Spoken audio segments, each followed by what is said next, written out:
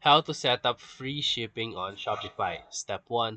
Log into your Shopify dashboard and go to their settings and at the bottom left corner. From there, click on shipping and delivery. Step 2. Under the shipping section, select manage rates.